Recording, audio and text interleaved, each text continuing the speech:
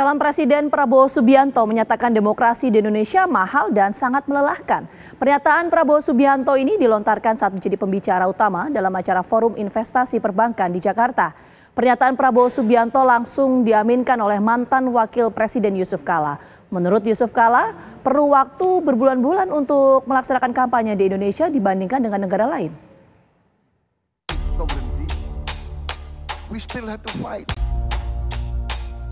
Calon Presiden nomor urut 2 Prabowo Subianto menyatakan bahwa demokrasi mahal dan sangat melelahkan. Pernyataan Prabowo Subianto ini dilontarkan saat menjadi pembicara utama dalam acara Mandiri Investment Forum di Jakarta pada Selasa lalu. Let me testify that democracy is really very, very tiring. Democracy is very, very messy. Democracy is very, very costly. And we are still not satisfied with our democracy. There is a lot of room for improvement. But also let us not have this inferiority complex of always feeling that we are inferior to everybody. Democracy is very tiring. Democracy is very, very messy, very costly. Menurut Prabowo, demokrasi melelahkan, berantakan, dan sangat mahal. Pernyataan ini dinyatakannya sebagai pengalaman pribadinya maju sebagai kontestan dalam pemilu presiden. Apa yang dikemukakan Prabowo Subianto diamini oleh mantan Wakil Presiden 2 kali masa jabatan Yusuf Kala, JK. Menurut JK, perlu waktu berbulan-bulan untuk berkampanye di Indonesia dibandingkan dengan negara lain seperti Singapura misalnya. Prabowo itu sempat bilang bahwa demokrasi Indonesia itu sangat melelahkan. Oh iya, memang benar itu. Coba bayangkan pemilu, bagaimana semua calon keliling Indonesia. Saya sering pernah mengatakan kepada Perdana Menteri Singapura, Anda ini kampanye naik mobil saja ke seluruh dalam 2-3 hari seluruh Singapura Anda sudah kunjungi. Kita butuh berbulan-bulan untuk mengunjungi dari Aceh sampai Papua. Ongkos tinggi, energi tinggi. Memang sulit dalam kondisi Indonesia seperti ini. Nah, tapi karena itu memang harus ada perubahan-perubahan sistem. Kementerian Keuangan sendiri mengalokasikan anggaran sekitar 71,3 triliun rupiah untuk pelaksanaan pemilu 2024. Dan selama 36 hari masa kampanye, calon presiden dan wakil presiden mengunjungi setidaknya 94 kabupaten dan kota sepanjang November hingga Januari 2024. Apalagi sebelum masa kampanye, calon presiden dan calon wakil presiden sudah berkeliling ke berbagai daerah untuk mensosialisasikan diri. Ini belum dihitung waktu dan tenaga dari calon legislatif, baik untuk DPR, DPRD Provinsi, DPRD Kota dan Kabupaten, serta anggota DPD. Juga waktu yang dibutuhkan oleh anggota KPPS, KPU, dan Bawaslu untuk menghitung suara dan mengawasi jalannya penyelenggaraan pemilu. Apakah mahal dan melelahkan ini sepadan dengan hasil yang didapatkan dari pemilihan umum? Atau ada yang perlu dibenahi agar sistem demokrasi yang berjalan lebih efektif dan efisien tanpa mengabaikan suara rakyat? Tim TV One mengabarkan.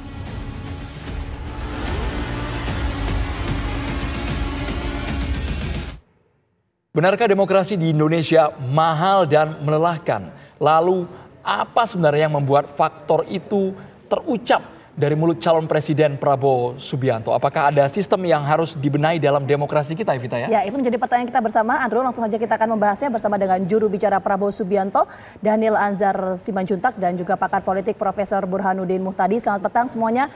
Kita mau menuju ke Bang Daniel terlebih dahulu. Waalaikumsalam warahmatullahi wabarakatuh. Bang Daniel, yang dimaksud oleh Pak Prabowo Subianto bahwa sistem demokrasi ini mahal dan juga melelahkan itu apa? Apakah ini memang merupakan bentuk curahan hati Pak Prabowo yang kapasitasnya dalam hal ini ada kontestan pemilu, atau memang ada upaya untuk mengubah sistem demokrasi, atau seperti apa, Bang Daniel? Pertama Mbak Gina begini, Pak Prabowo itu adalah capres di satu sisi, di sisi lain Pak Prabowo adalah ketua umum partai politik, dalam ini ya Gerindra. Jadi Pak Prabowo menyoroti semua dimensi proses politik, baik itu proses politik pemenangan beliau sebagai presiden, juga proses politik terkait dengan upaya pemenangan Partai Gerindra dan para caleg-calegnya. Nah, dari semua evaluasi, dari semua pengalaman empirik yang dihadapi oleh Pak Prabowo itu memang melelahkan. Misalnya dari sisi capres itu ya pasti costly karena kita sangat besar, daerah kita besar, kemudian membutuhkan kampanye dengan biaya yang juga tidak murah. Nah, dalam konteks partai politik, misalnya para caleg, bahkan kemarin misalnya Pak Prabowo bilang ke saya, untung Anda nggak nyalek, Nil. Halo, Bang Daniel, sepertinya suara Bang Daniel masih terputus. Kami coba perbaiki lagi, Bang Daniel. Mohon maaf, suara Anda sepertinya terputus, Bang Daniel. Kita ke Prof. Burhan dulu.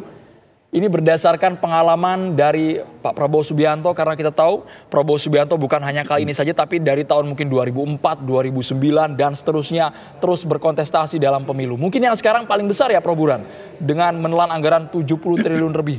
Bagaimana Prof. Burhan menginterpretasikan apa yang dimaksud oleh Prabowo Subianto ini?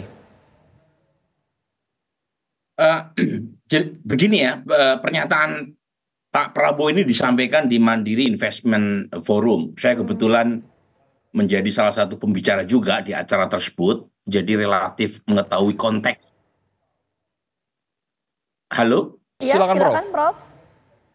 Ya, relatif mengetahui apa maksud pernyataan beliau mengenai demokrasi yang dia sebut sebagai very tiring, very messy, dan satu lagi adalah very costly, ya. Jadi konteksnya memang berkaitan dengan evaluasi kinerja demokrasi, terutama demokrasi elektoral, fokus yang disampaikan oleh Pak Prabowo, yang dianggap masih banyak kelemahan dan membuka ruang bagi improvement atau perbaikan. Tetapi memang pernyataan tersebut konteksnya sangat spesifik Indonesia, bukan demokrasi secara umum, tetapi ketika disampaikan oleh Pak Prabowo dengan mengacu pengalaman pribadinya, itu bisa memunculkan tafsir bahwa Pak Prabowo mempertanyakan demokrasi, dan itulah yang dikutip atau disalahartikan oleh banyak pihak termasuk media luar negeri. Karena pernyataan tersebut seolah-olah dilekatkan kepada Pak Prabowo yang selama ini dianggap kurang komit terhadap demokrasi. Padahal kalau saya lihat pernyataan di acara MIF itu ya, Mandiri Investment Forum, itu konteksnya semacam otokritik. Mengapa demokrasi di Indonesia masih banyak kekurangan, terutama dalam konteks penataan sistem atau institusi demokrasi. Dan di situ kritik Pak Prabowo ada benarnya. Misalnya berkaitan dengan demokrasi yang mahal, itu ada benarnya. Dan praktek demokrasi di Indonesia kan bisa dibandingkan dengan proses demokratisasi di tempat lain yang relatif lebih murah dan representatif. Dan salah satu yang menyebabkan mengapa demokrasi mahal di Indonesia adalah sistem penguatan demokrasi yang selalu silih berganti jelang pemilu.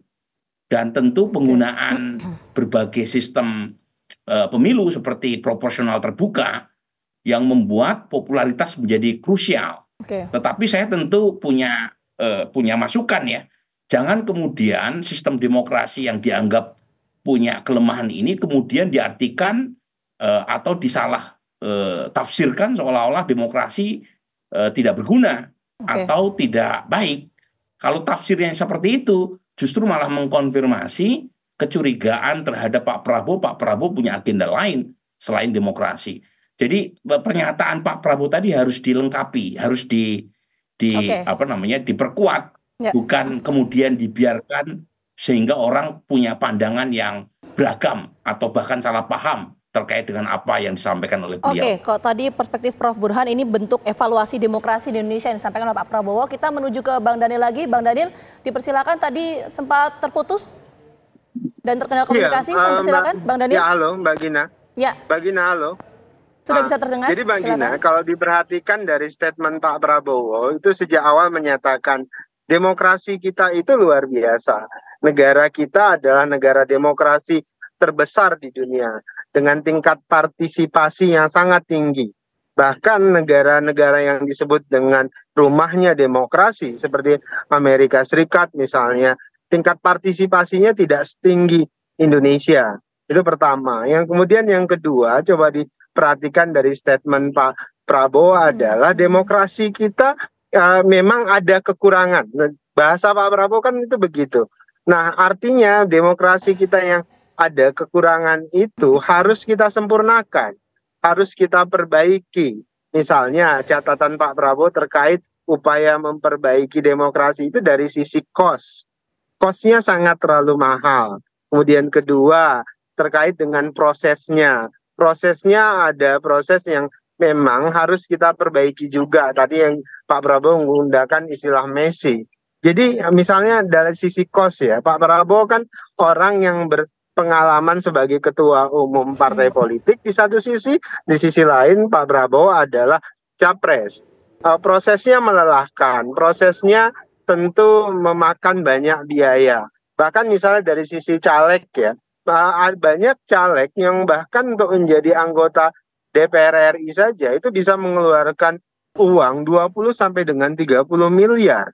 Dan itu sangat mahal. Bahkan kemarin Pak Prabowo sempat bercanda, Anda untung Nil nggak nyalek. Kenapa? Karena mahal sekali. Saya dengar laporan dari bawah itu mahal sekali dan itu kayaknya jadi PR kita bagaimana caranya agar demokrasi kita itu bisa lebih murah, terutama dari sisi misalnya praktek money politik dan sebagainya. Nah, concern Pak Prabowo itu pada upaya memperbaiki kualitas demokrasi kita. Bukan kemudian ditafsirkan seolah-olah Pak Prabowo tidak bersetuju dengan demokrasi, punya agenda anti demokrasi. Nah, itu yang keliru, itu yang sedang di-framing oleh berbagai pihak. Malah justru fokus Pak Prabowo adalah bagaimana agar demokrasi kita di masa depan itu lebih berkualitas, demokrasi kita itu bisa menjadi alat yang mensejahterakan. Kalau dipahami sejak awal di pidato Pak Prabowo tersebut, Pak Prabowo concern bagaimana demokrasi kita yang berkualitas ke depan itu bisa menghadirkan kesejahteraan bagi rakyat Indonesia. Kira-kira begitu. Jadi ada 2 poin yang disoroti oleh Pak Prabowo, ada soal prosesnya ya. Betul. Tadi proses dan juga kosnya. Kita mau menuju ke Prof Burhan. Prof Burhan, kenapa kemudian 2 hal yang disoroti tadi soal kos dan juga proses yang begitu kompleks dan juga sistem demokrasi yang mahal ini bisa terjadi di Indonesia? Jawabannya nanti, Prof Burhan, kami akan melihat hadir saat lagi untuk Anda.